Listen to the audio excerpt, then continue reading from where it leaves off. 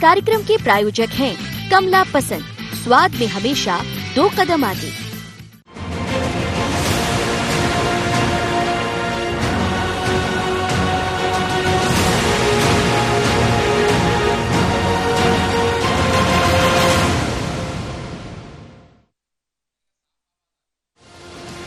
मध्य प्रदेश भाजपा सूबे में नगरीय निकाय और पंचायत चुनाव से पहले घर घर दस्तक देने के अभियान में जुट गई है। बीजेपी इसका आगाज पार्टी की स्थापना यानी 6 अप्रैल से करने जा रही है। इस अभियान के तहत पार्टी हर घर तक अपनी पहुंच बनाएगी और राज्य सरकार की योजनाओं और उनके लाभ मतदाताओं को बताएगी। इसके लिए सरकार और संगठन ने योजनाओं और उनके हितग्राहियों की स्क्रूटनी भी शुरू कर दी है, जिससे हितग्राहियों को सरकार की उपलब्धियां बताई जा सकें। 6 अप्रैल से बीजेपी इसके लिए जिला विकास खंड और ग्राम पंचायत स्तर पर अलग अलग कार्यक्रम लॉन्च करने जा रही है। बीजेपी की नजर अब निकाय और पंचायत चुनाव पर है। यही वजह है कि मतदाता से लेकर अपने कार्यकर्ता तक सबको वो सक्रिय करना चाहती है। मतदाताओं को रिझाने के लिए पार्टी घर घर दस्तक देगी, तो वहीं कार्यकर्ताओं को सक्रिय करने के लिए बूथ स्तर पर भी अभियान शुरू होंगे। हम अपने स्थापना दिवस को उस रूप में मनाते हैं कि विविधता के साथ कार्यकर्ता उसमें जुटा रहे, उसमें जुड़ जाए और नीचे नीचे तक जाकर के, बूथ के भी नीचे और दूर दूर कहीं टोले मंजरे टपरे तक भी जाकर के वहाँ हमारी भावनाएं पहुँचे। ये प्रयास संगठन की दृष्टि से होता है और संगठन इस काम में पूरी तरीके से लगा है। एक समय ग्रामीण क्षेत्र में कांग्रेस का अच्छा वोट बैंक रहा है, लेकिन भाजपा के 15 साल के राज में वो पूरी तरह से बिखर गया है। कांग्रेस के पास कोई नई नीति या नेता नहीं है, बावजूद उसे कमलनाथ के नेतृत्व पर भरोसा है। यही वजह है कि कांग्रेस भाजपा की इस कवायद को गंभीरता से नहीं ले रही है। भारतीय जनता पार्टी काम कम करती है, शोर ज्यादा मचाती है।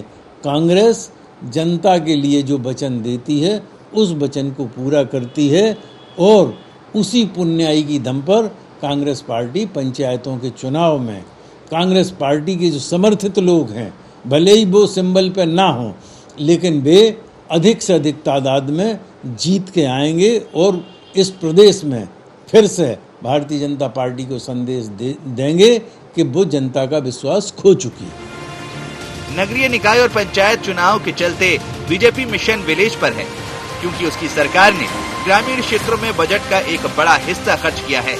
वहीं कोरोना काल में भी गाँव में सबसे अधिक काम हुए हैं।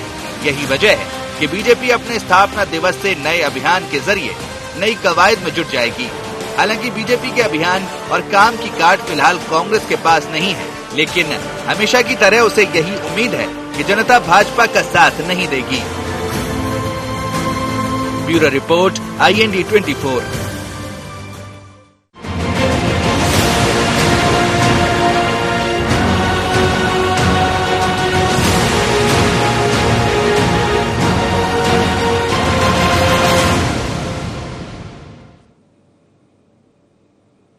नमस्कार, आप देख रहे हैं IND एजेंडा। मैं हूं आपके साथ मयंक।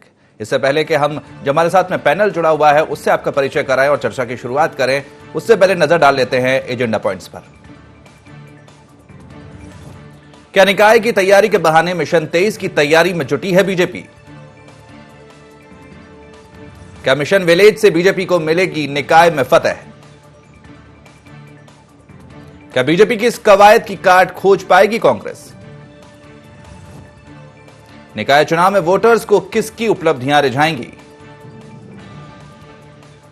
तो भारतीय जनता पार्टी निकाय चुनाव की तैयारी में भी जुट गई है और कहीं ना कहीं अगर माना जाए तो इसके जरिए 2023 की भी भारतीय जनता पार्टी तैयारी में लगी हुई है। तो कहीं ना कहीं काफी पहले से भारतीय जनता पार्टी तैयारी कर रही है और कहीं ना कहीं कोई कसर नहीं छोड़ना चाहती आगामी निकाय चुनाव और उसके बाद जो विधानसभा चुनाव होंगे उसको लेकर। तो इसी मुद्दे पर हम चर्चा करेंगे। हमारे साथ में जो पैनल मौजूद हैं उनसे आपका तारुफ करा दें। हमारे साथ में ब्रजगोपाल लोया मौजूद हैं जो कि बीजेपी के मीडिया पैनलिस्ट हैं। इसके साथ ही अवनीश बुंदेला जो कि मध्य प्रदेश कांग्रेस के प्रवक्ता हैं, वो हमारे साथ जुड़े हुए हैं और वरिष्ठ पत्रकार संदीप पौराणिक वो हमारे साथ जुड़े हुए हैं। तो आपका बहुत स्वागत है IND 24 में।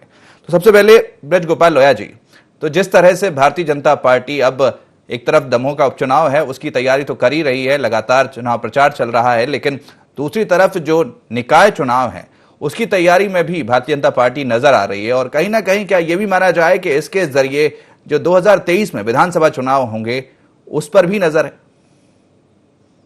देखिए मयंक जी, मैं आपको एक बात कहूं कि भारतीय जनता पार्टी एक निरंतर पार्टी है। हमारे यहाँ केवल चुनाव को दृष्टि में रखते कोई काम नहीं होता है। हमारे यहाँ महत्वपूर्ण यह है कि कार्यकर्ता से संवाद और जनता तक सरकार और संगठन की भावना ये पहुंचती रहे, जिसकी निरंतरता होती है। वो कारण कुछ भी हो सकता है। जब वर्ष में एक बार पंडित दीनदयाल उपाध्याय जी का हम जन्म दिवस मनाते हैं, तो उस जन्म दिवस को हम समर्पण दिवस के रूप में मनाते हैं और सारे कार्यकर्ता एकत्रित होते हैं और वो कार्यकर्ता एकत्रित होकर अपने क्षमतानुसार समर्पण करते हैं, जिससे भारतीय जनता पार्टी चलती है। ये स्थापना दिवस है। स्थापना दिवस पर हम इस पर काम करते हैं कि जब 6 अप्रैल 1980 को हम अस्तित्व में आए और उसके बाद जो भारतीय जनता पार्टी का विकास हुआ, उस विकास में कार्यकर्ता की भूमिका, हमारी दो चीजें स्थायी हैं।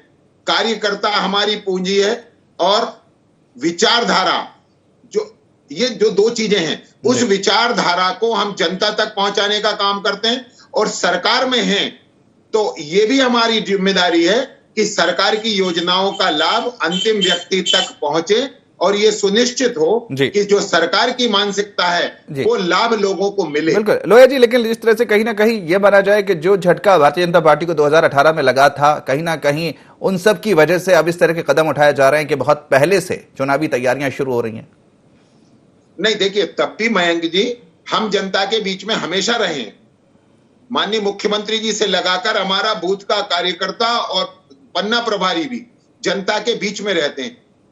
2018 में यह दुर्भाग्यपूर्ण घटना मध्य प्रदेश में हुई कि कांग्रेस पार्टी ने बहुत सारे झूठ एक साथ बोले और सारे तबकों को झूठ के जाल में फंसा लिया।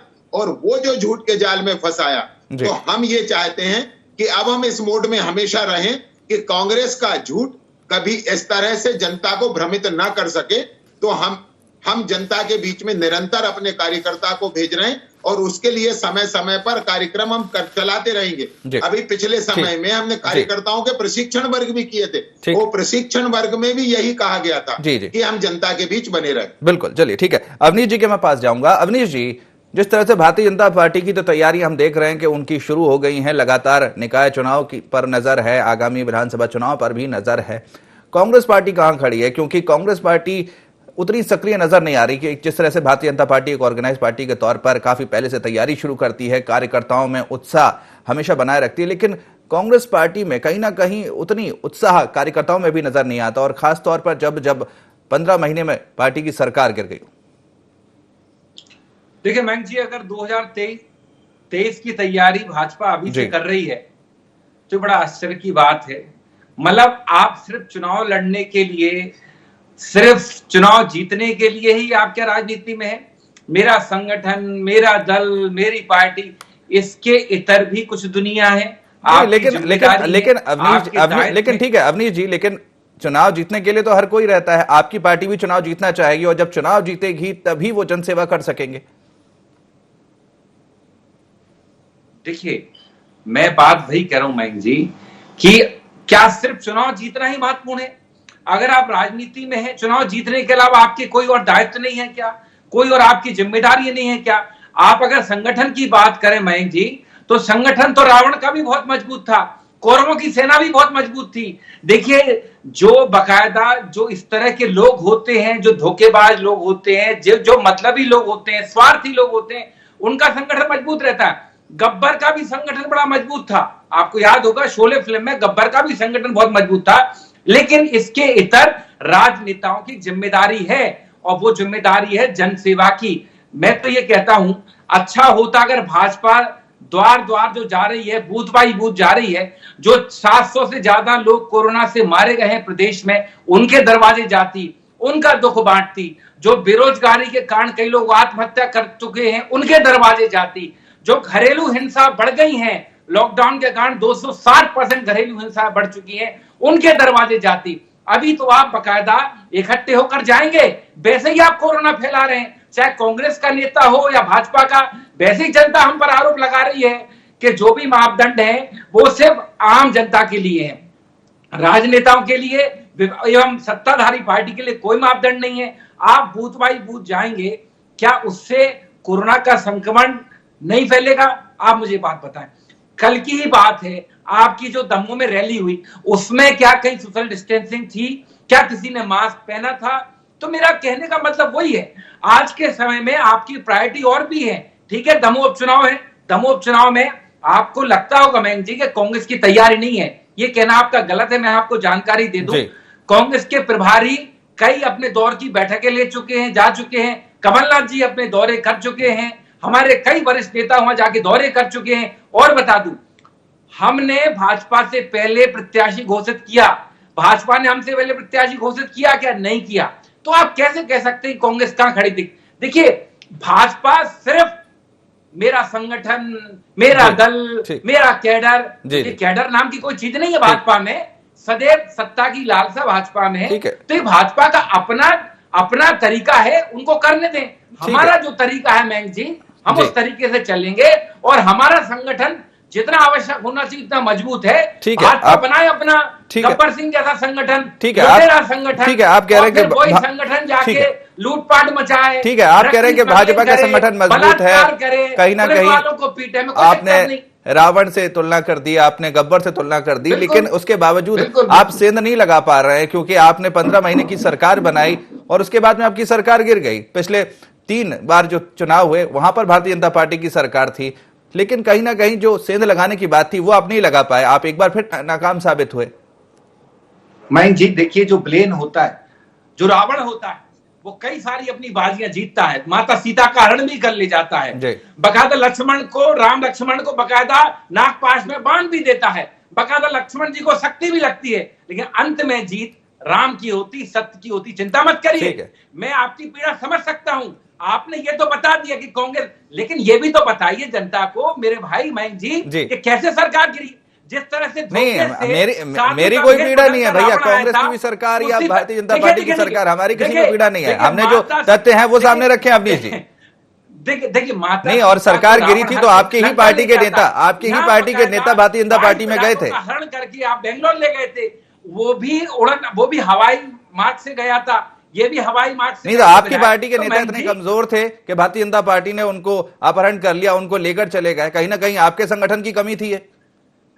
मयंक जी देखिए, एक बात बताएं, 5 भाई थे पांडव, वो भी बहुत मजबूत थे, ठीक है, लेकिन जब द्रौपदी का चीरहरण किया था तो 5 भाई। चलिए ठीक है, अवनीश जी आपको ठीक है, मैं एक व्यक्ति की ठीक है आपको ठीक है अवनीश जी आपको पर्याप्त समय दिया। अभी मैं संदीप जी के पास जाऊंगा। संदीप जी, जिस तरह से भारतीय जनता पार्टी की तैयारी नजर आ रही है, कहीं ना कहीं वो अभी से बूथ लेवल पर हर जगह गांव-गांव जाकर, घर घर जाकर लोगों से संपर्क करने की उनकी जो तैयारी है, योजना है, उसको अगर देखा जाए तो कहीं ना कहीं माना जा रहा है कि जो निकाय चुनाव है, जो विधानसभा चुनाव है, उसकी तैयारी में अभी से जुट गई है। तो अगर इस तरह से देखा जाए तो क्या माना जाए, कितनी सफल ये तैयारी हो सकती है? क्योंकि भारतीय जनता पार्टी सब जानते हैं कि 2018 का विधानसभा चुनाव हार गई थी और कहीं ना कहीं उसी से ये सबक लेते हुए इस तरह का कदम उठाया जा रहा है। देखिए बहन जी, अगर हम राजनीतिक दलों की बात करें तो उनका लक्ष्य चुनाव जीतना होता है। तर्क कोई कुछ भी दे कि जनता की सेवा या तमाम चीजें, जहां तक राजनीतिक दलों के चरित्र की बात है। आपने जो बीजेपी की बात की है, तो बीजेपी को जब हम देखते हैं तो ये हमेशा चुनाव के मोड में रहती है। बीजेपी जरूरत भी राजनीतिक दल के लिए होती है कि वो अपने कार्यकर्ता को पूरे समय मोटिवेट करे, वो सक्रिय करे, जमीन पे तैनात रखे, उसकी जनता के साथ संवाद हो और सक्रियता बनी रहे। यही कारण है कि बीजेपी का राष्ट्रीय नेतृत्व से लेके प्रदेश नेतृत्व तक अपने बूथ स्तर के कार्यकर्ता को सक्रिय रखने की कोशिश करता है। क्योंकि जब अगर कार्यकर्ता ही सक्रिय नहीं होगा तो आपका संगठन कैसे मजबूत होगा? जब कार्यकर्ता सक्रिय नहीं होगा, संगठन मजबूत नहीं होगा, तो आप सत्ता में कैसे आएंगे? और जब आप सत्ता में नहीं आएंगे तो आप जनता की सेवा कैसे करेंगे? बड़ा सवाल बना हुआ है। कांग्रेस की सबसे बड़ी कमजोरी है अगर हम कहें तो सिर्फ उसके संगठन की। हम किसी राजनीतिक दल पे ब्लेम नहीं कर रहे हैं, लेकिन बात यह है कि बीजेपी जिस तरह से सक्रिय रहती है, जिस तरह से हर आंदोलन से अपने कार्यकर्ता को जोड़ती है, कांग्रेस उस तरह से नहीं जोड़ पाती। कांग्रेस को स्वीकारना चाहिए। कांग्रेस की, मैं जैसे बीजेपी के स्थापना दिवस होते हैं तो वो भोपाल से लेकर और गांव तक मनाते हैं। हम ये देखते हैं कि कांग्रेस के जो कार्यक्रम होते हैं वो कार्यालय तक होकर सीमित रह जाते हैं। कांग्रेस ही हो सकता है इसे ना माने, लेकिन कांग्रेस को भाजपा से सीख लेनी चाहिए। ठीक है, चुनाव जीतना तो मकसद है राजनीतिक दल का, इसलिए उन्हें अपने कार्यकर्ता को अगर आप मोटिवेट नहीं करते हैं, कार्यकर्ता को अगर आप सक्रिय नहीं करते हैं, तो आप सत्ता में आना बहुत मुश्किल है आपका। और जनता की लड़ाई की बात, जब तक कार्यकर्ता आपका सक्रिय नहीं होगा, संगठित नहीं होगा, तो वो जनता की लड़ाई लड़ेगा कैसे? इसलिए कांग्रेस के लिए भी जरूरी है कि जिस तरह से बीजेपी रणनीति बनाती है, अगर उसे मुकाबला वाकई में करना है राजनीतिक तौर पर, तो एक मजबूत रणनीति पर काम जरूर करना होगा संगठन को और नेताओं को। जी बिल्कुल। चलिए तो चर्चा को हम बाद में आगे बढ़ाएंगे, क्योंकि फिलहाल एक छोटे से ब्रेक का वक्त हो चुका है। ब्रेक के बाद ये चर्चा जारी रहेगी।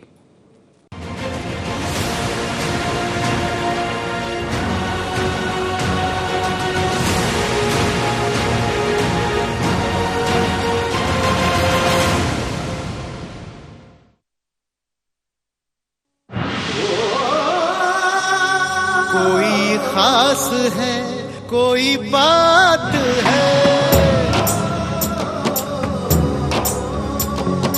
कमला पसंद। जीते दुनिया हर बाजी जीते, हर अदा में शाही अंदाज है। कमला पसंद पान मसाला, शाही स्वाद, शाही अंदाज, स्वाद में हमेशा 2 कदम आगे।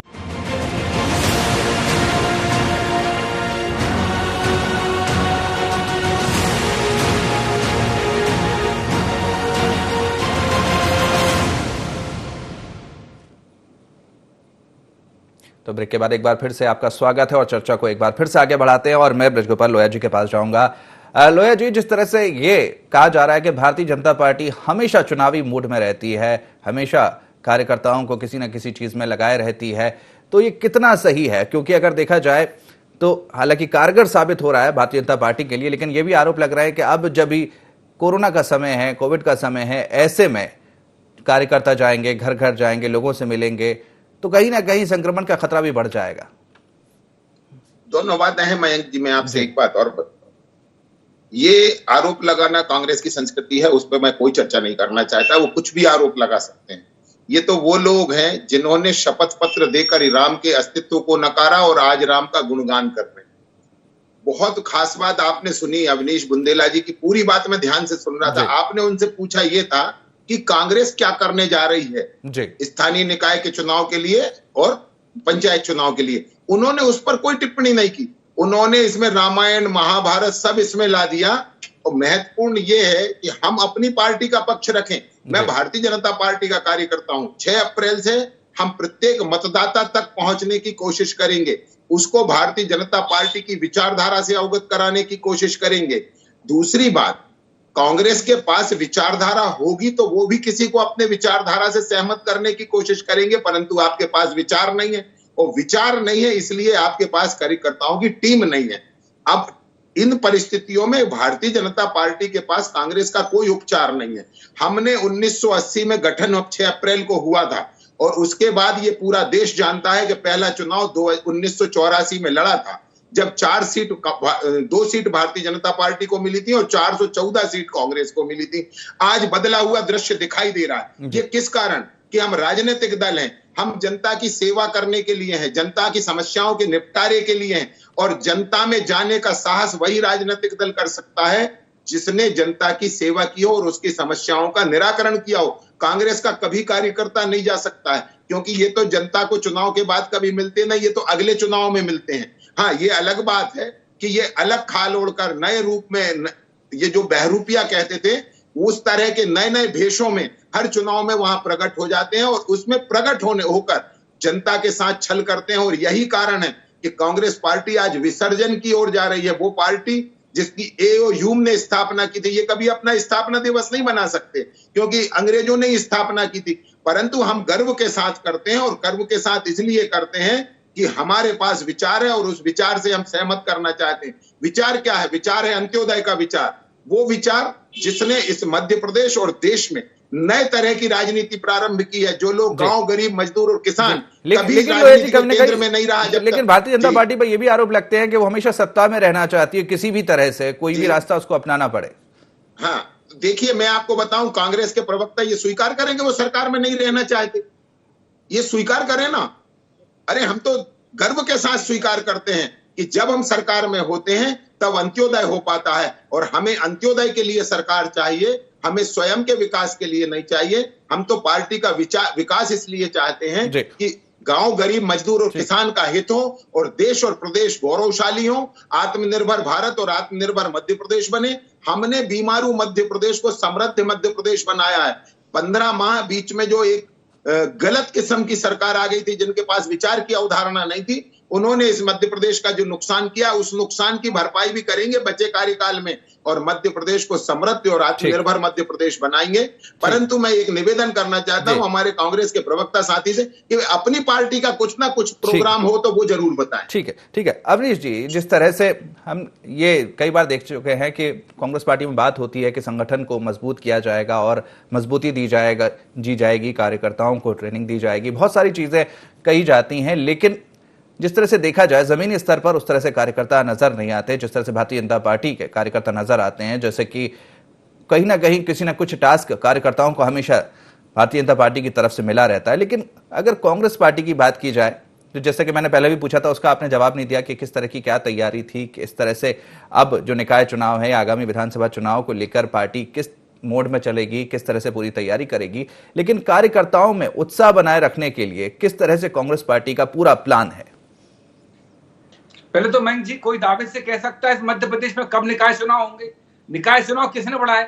निकाय चुनाव बढ़ाने के लिए कोरोना है, लेकिन आप घर घर जा रहे हैं, गांव गांव जा रहे हैं, विलेज विलेज जा रहे हैं। मतलब जो गांव थोड़ा सा कोरोना से अछूता है, गांव में कोरोना का संक्रमण कम है, आप फिर से उसको फैलाएंगे।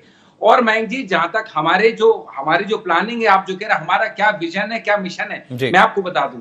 कांग्रेस पार्टी, मैं दमोह चुनाव की बात कर दूं, देखिए कांग्रेस पार्टी दमोह चुनाव में जाकर सबसे पहला मुद्दा बनाने वाली वहां पर कि दमोह मध्य प्रदेश का एक वो जिला है जो सबसे ज्यादा राजस्व देता है खनिज संपदा के मामले में। दमोह एक वो जिला है जिसमें सबसे ज्यादा खनिज संपदा पाई जाती है। और वहां से निरंतर भारतीय जनता पार्टी के मंत्री रहे, राज्य सरकार में कैबिनेट मंत्री रहे, केंद्र में मंत्री रहे, सांसद रहे, विधायक रहे, लेकिन आज भी दमोह का युवा रोजगार के लिए, पलायन के लिए मजबूर है। दमोह में कोई विकास नहीं किया आपने। कांग्रेस पार्टी जाएगी, जो निकाय चुनाव है या जो दमोह चुनाव है, इस विषय पर जाएगी कि निरंतर जो पेट्रोल का भाव 100 रुपए के ऊपर चला गया, डीजल का 90 रुपए पार कर गया, एलपीजी सिलेंडर 900 रुपए पार कर गया। हमारे कार्यकर्ता बकायदा जाकर जनता के बीच में ये बताएंगे, ये सारे मुद्दों पर चुनाव होगा इस मुद्दे पर कि जो मध्य प्रदेश में निरंतर जो बलात्कार, जो कानून व्यवस्था जर्जर होती जा रही है, कि एक मजिस्ट्रेट की भी पिटाई हो जाती है ग्वालियर में। कहीं ना कहीं आप जो सरकार की नाकामी है उनको गिनाएंगे, आपकी सरकार की उपलब्धियां नहीं गिनाएंगे। देखिए, हमारी सरकार की उपलब्धियां सदैव हमारे साथ चलेंगी। 15 महीने में जो हमने जनहितैषी योजनाएं कार्य किए हैं, आप देखिए हमने 100 रुपए में 100 यूनिट बिजली दी है। आप देखिए हमने लाडली लक्ष्मी योजना के अंतर्गत हमने 51,000 रुपए बकायदा शादी के लिए किया। आप देखिए हमने वृद्ध पेंशन बढ़ाई, हमने विधवा पेंशन बढ़ाई, हमने पुजारियों का मानदेय बढ़ाया। आप देखिए हमने 300 करोड़ रुपए हमने महाकाल मंदिर के लिए बकायदा विकास के लिए दिए। तो इस तरह के कई, लेकिन आज की तारीख में सबसे बड़ी बात है जो मध्य प्रदेश में कानून व्यवस्था की स्थिति लचर है। नहीं, बिल्कुल आप देखें, बिल्कुल अवनीश जी, ठीक है, आपने 15 महीने के कार्यकाल में आपकी सरकार ने बहुत ज्यादा काम किया, लेकिन उसके बाद में उपचुनाव हुए, उसके बाद में उस उपचुनाव में क्यों हार का सामना करना पड़ा कांग्रेस पार्टी को? क्या जो आपने काम किए वो जनता तक नहीं पहुंचा पाए? देखिए उपचुनाव जब भी होते हैं, मैं आपको बता दूं, उसमें सत्ताधारी पार्टी का पलड़ा कुछ हद तक भारी रहता है, इस बात को आप स्वीकार करें। फिर भी हमारा उपचुनाव में हम मान रहे हैं हम सत्ता नहीं पा पाए, लेकिन फिर भी उपचुनाव में हमारा प्रदर्शन अच्छा रहा है। हमारा प्रदर्शन उतना खराब नहीं रहा। 9 सीटें हमने जीती हैं। सिंधिया के गढ़ में हमने 7 सीटें जीती मयंक जी। और मैं अभी सुन रहा था ब्रजगोपाल लोया जी को कि गांव गांव जाकर वो अपनी पार्टी की विचारधारा बताएंगे। अरे भैया, 16 साल से सत्ता में हो, अगर तुम अपनी पार्टी की विचारधारा नहीं बता पाए, तभी तो ये प्रदेश का बेड़ा गर्क कर दिया आपने। अभी तो 2 लाख से ज्यादा के 2 लाख करोड़ के कर्जे में। अवनीश जी, आपने अपनी बात रख ली, मैं संदीप जी के पास जाऊंगा। ठीक है संदीप, क्या करेंगे आप? ठीक है संदीप जी, जिस तरह से नहीं, सिर्फ मयंक जी, मुझे एक 10 सेकंड की बात कहनी है। 2 बातें, एक तो सत्ता विचारधारा बताने नहीं जाती, विचारधारा बताने जाती है संगठन। दूसरा मैं आपको बताऊं, जिस स्थानीय निकाय की चुनाव आप बार बार बात कर रहे हैं, ये नवंबर 2019 में जो था, कांग्रेस पार्टी नहीं करा पाई। आप दोनों ने अपनी बात रखी। संदीप जी के पास जाऊंगा। संदीप जी, किस तरह की प्लानिंग है? ठीक है अवनीश जी, ठीक है अवनीश जी, संदीप जी, जिस तरह से हमने अवनीश जी से भी बात की, वो लगातार कहीं ना कहीं जो निकाय चुनाव में जाने की बात हो या फिर विधानसभा चुनाव में जाने की बात हो, निकाय वो चुनाव कब होंगे? ठीक है, वो ठीक है, बता निकाय चुनाव कब होंगे? ठीक है, पूछना चाहता हूं, मैं जानकारी चाहता हूं, कब है निकाय चुनाव? ठीक है, अवनीश जी आपको अपनी बात रखनी है, मैं संदीप जी के पास दमोह हार जाओ, फिर स्थानीय निकाय में भी आपको हराएंगे, ठीक है, आपको अवनीश जी बेचैनी आपसे ज्यादा। ठीक है, अरे तारीख तो बता दो संदीप जी। अरे हमने आपको बताया ना, आप तैयारी करिए हारने की। ब्रजगोपाल जी, आप लोगों को पर्याप्त समय मिला, संदीप जी के पास जाने दीजिए मुझे, उनसे पूछे नहीं। मैं जानना चाहता हूं जानकारी के लिए निकाय चुनाव कब है? ठीक है, आपको तारीख पता पड़ जाएगी जब ठीक है, तारीख चुनाव आयोग बताएगा। अवनीश जी आपको ये भी नहीं मालूम कि तारीख किससे पूछनी है? तारीख चुनाव आयोग से पूछिए। आप भारतीय जनता पार्टी का प्रवक्ता तय नहीं करेगा, ब्रजगोपाल जी। ठीक है, अवनीश जी, निर्वाचन आयोग तय करेगा निकाय चुनाव कब है? संदीप जी, जितनी स्पष्टता नजर आती है भारतीय जनता पार्टी में किसी भी चीज को लेकर, उत्तर कांग्रेस पार्टी में नहीं। अवनीश जी से भी बात हुई, वो जो नाकामी गिनाने की बात कर रहे हैं, लेकिन कहीं ना कहीं जो उपलब्धियों की बात आती है वो उस पर ज्यादा नहीं बोल पाते हैं, तो कहीं ना कहीं ये भी कमी है। और जिस तरह से उपचुनाव को लेकर बात हुई, बहुत सारे काम गिनाए अवनीश जी ने कि हमारी सरकार ने ये काम किए, वो काम किए, लेकिन कहीं ना कहीं जो उपचुनाव के परिणाम आए वो उसके उलट आए कि जिस तरह से जो पहुंचाना चाहिए था जनता तक मैसेज, वो क्या कांग्रेस पार्टी नहीं पहुंचा पाई, जिसमें भारतीय जनता पार्टी धीरे धीरे माहिर होती जा रही है। देखिए भाई जी, आपको जो बात मैंने पहले कही लगभग वही स्थिति है। जो बात दिल्ली से भोपाल आती है और भोपाल से गांव तक जाती है, बीजेपी कि इस मामले में प्रशंसा तो आपको करनी होगी कि उनकी एक चेन है, व्यवस्थित चेन है। जो चीज एक जगह से चलती है वो उनकी एंड पॉइंट तक पहुंचती है और पहुंचाने की कोशिश होती है। कारण उसका यह है कि उनका संगठन मजबूत है, कार्यकर्ताओं की कड़ियां जुड़ी हुई हैं। कांग्रेस योजनाओं की बात करती है, आंदोलन की तैयारी करती है, सब कुछ होता है, वो मुकाबला कर सकती है बीजेपी का, ऐसा नहीं मुकाबला नहीं कर सकती, लेकिन कमी वही आती है, जो कमी कांग्रेस के अंदर है कि उसकी कड़ियां नहीं जुड़ती। दिल्ली से चली हुई बात भोपाल तक आ भी जाती है, लेकिन भोपाल से चली हुई बात गांव तक नहीं पहुंचती।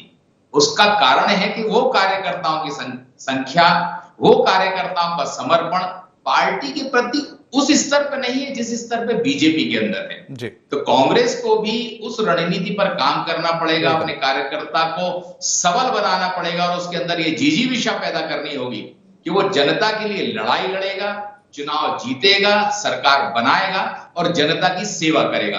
तभी राजनीतिक दल मजबूत हो सकता है, अन्यथा जो राजनीतिक दलों का हाल है वो वही होगा। बिल्कुल बिल्कुल। चलिए, आप सबका बहुत बहुत शुक्रिया हमारे साथ इस चर्चा में जोड़ने के लिए। संदीप जी आपका, ब्रजगोपाल जी आपका और अवनीश जी आपका। समय का अभाव है इसलिए चर्चा को हमको यहीं पर रोकना पड़ेगा। तो भारतीय जनता पार्टी अब तैयारी में जुट गई है। पहले दमोह चुनाव, उसके बाद में नगरीय निकाय चुनाव और उसके बाद विधानसभा चुनाव की तैयारी भी अभी से कहीं ना कहीं भारतीय जनता पार्टी ने शुरू कर दी है। इसको लेकर अब कार्यकर्ता गांव गांव जाएंगे, घर घर जाएंगे और सरकार की उपलब्धियां गिनाएंगे। अब भारतीय जनता पार्टी की ये कोशिश कितनी कामयाब साबित होती है ये तो आने वाला वक्त बताएगा। तो फिलहाल IND एजेंडा में इतना ही। आप बने रहिए IND 24 के साथ। नमस्कार।